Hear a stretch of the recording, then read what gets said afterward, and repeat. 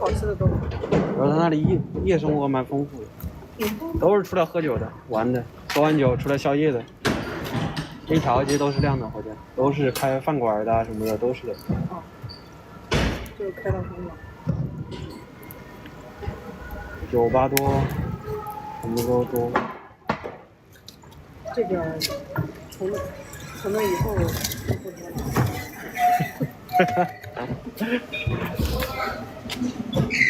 咋是在天津啊？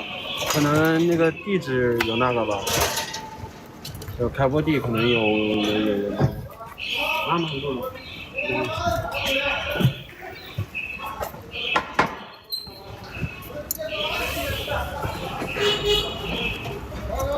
老车管。